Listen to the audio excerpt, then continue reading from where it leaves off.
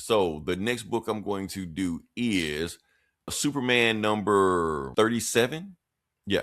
Is it the Williamson, Joshua Williamson? Josh Williamson. Yeah. You remember Superman became a god and Oh floated away yeah, in this. it's the Superman universe, the Superverse. Yeah, Reign of the Superboys. That's the storyline we're at right now. So yeah. So Superboy Prime is the Superman of the story. Of this story. So yeah. Oh, okay, yeah. Okay, yeah.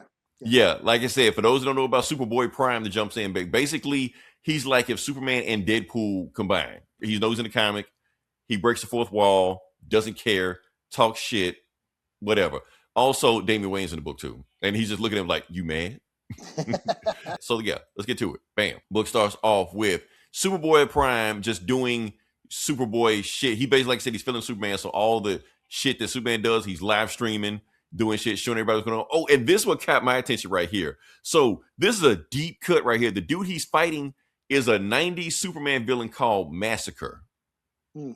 He sucked. He was supposed to be like Doomsday 2.0. Realized he wasn't, and that's the last time you saw him again like that. So this is the first time I've seen him since the 90s. But he's here. That's the thing I want to talk about. Oh, and he's fighting everybody, and he tried to sneak into Themyscira, to see some Amazon, but he found him, so they told him to get the fuck out of there. So yeah. Oh, and he's telling all this to Ma and Pa Kent. They're laughing and stuff like that, having a good time. And he's just like, you know what? I'm so glad to see y'all again. Because you know what? I don't see y'all alive a whole lot. And like, wait, what? Like, yeah, because most of the times in the stories, y'all are dead. You usually get a heart attack. You usually die of old age, shit like that. But we need you in these stories because the Superman mythos needs you to be grounded because the space shit gets boring all the time without you guys. We need the farm stuff like that. To balance Clark Kent out. They're like, I don't know what the fuck you're talking about, man. Matter of fact, he even says this, which cracks me up. Matter of fact, if it was up to if Mark Waid was writing this book, you'd be dead right now. He don't even want you alive.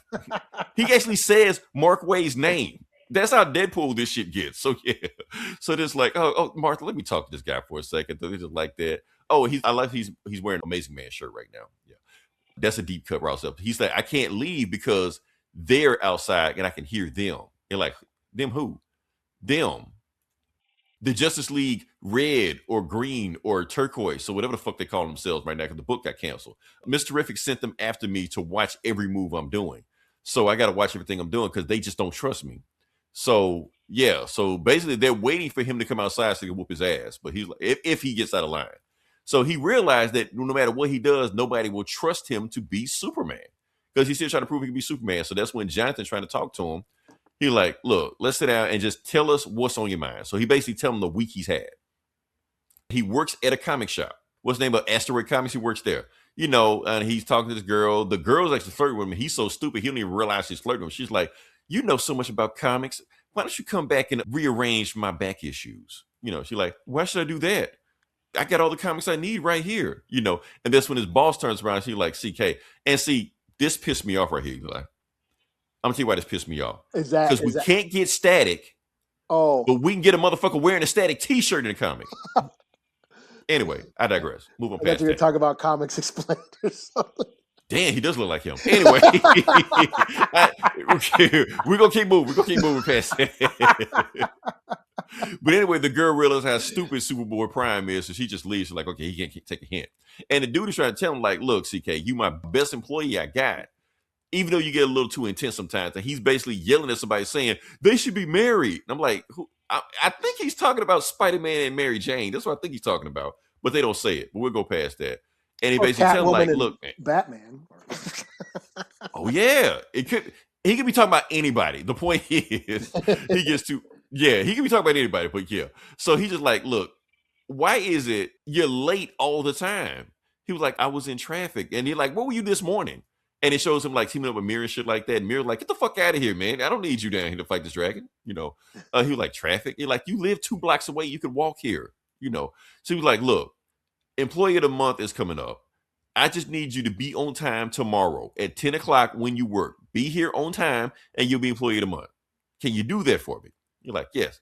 So here's the dilemma. He just needs to be at work on time because he's trying to prove to everybody, not just League, to you and me, that he can do something a superhero has never done before.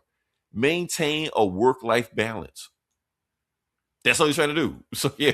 So he's trying to prove it to Mr. So if he gets the Employee of the Month trophy, he's going to show Mr. Terrific to show him like I can do this shit. But while he's doing that, he's going to like fly around and visit all the places he read in the comics. The first place he's going to go to is Monarch Theater. Now, if you know who Monarch Theater is, you at the wrong podcast. That's all I'm gonna say right there. And he's at Crime Alley. He visits the whole thing. Now, here's the thing, Eli. While I'm looking at this whole thing, even Crime Alley, like that. Remember we just played Arkham City, right? Yeah. It's the exact same layout. It like he just copied Arkham City because Crime Alley is in Arkham City. So yeah, so he's there. He sees the lamppost where the Waynes got shot and shit like that. He like, damn, this ain't what I thought it was gonna be. And that's when Damian just hits him with his sword, like tries to stab him. He's like, did you know that wasn't gonna work on me? Or you actually tried to stab me? I don't know what you're trying to do. He's like, get the fuck out of my city. He was like, no, Damian, just wait, don't go nowhere. So he's trying to ask him a question. So the reason he specifically wants to talk to Damian, he like, Damian, look, I'm trying to get people to be on my side, man, because like I said, I know everything about you. People hated you. And he's not talking about people in the story. He's talking about us, you know. So he was like, what did you do to get people to go around? Like, I don't give a fuck about people, man. Just be me the whole time. You're like, I don't believe that. But anyway, he's on the lookout for a supervillain that stole a chemical bomb and he's chasing him right now. So he chased him through the tunnels to look for him. And he's like, I don't need your help. Get the fuck away from me. And then as we get attacked by Clayface. What a perfect time, and we had Clayface in it. So yeah, so he attacks him in the city. He's the supervillain that took the chemical, and he's gonna detonate it and blow up Gotham and shit like that. So Superboy Prime is about to heat vision him, and he's like, "Don't knock him out or don't incapacitate him because I need him conscious so he can give me the codes to the chemical bomb so I can take it out. So just keep him busy while I go find it." And he's just like, "You know what, Clayface? I'm a pre-crisis fan. You're like the worst version of Clayface I've fought. Like, man, don't you ever shut up?" And even Robin's like, yes, I agree, Clayface. He needs to shut the fuck up. So where's the bomb? And that's when Superboy's telling him, I got X-ray vision. Take a left, go down tunnel, boom, right there. Okay. So he finds it, and then it's when Superman shows up, like, it's okay. I'm back now. Prime, you can go back to your universe. Clayface is gone. And that's when he freeze breaths him and punches him in a million pieces. He's just like that. Clayface, don't do that shit. And he just told him, I needed Clayface conscious. Now I can't stop the bomb because you just did that shit. So that's when Prime takes the bomb, throws it into the atmosphere. He was like, don't throw it in the atmosphere. Otherwise, you're going to still cause some shit in the city. And that's when he heat visions it to make sure it doesn't blow up. Another job saved by Prime. And that's when he gets attacked by visions and shit. We already know it's Manchester Black from the last issue, where he visions himself killing and fighting all the DC heroes and shit. And then he passes out because he was having visions and shit by that. That's when Robin stands by and wakes him up. She's like, man, you've been out for hours, man. It's daytime now. I just want to make sure you was okay. He was like, well, okay, cool. Well, we need to team up again. He's like, nah, because I don't like you. I like the other Superboy.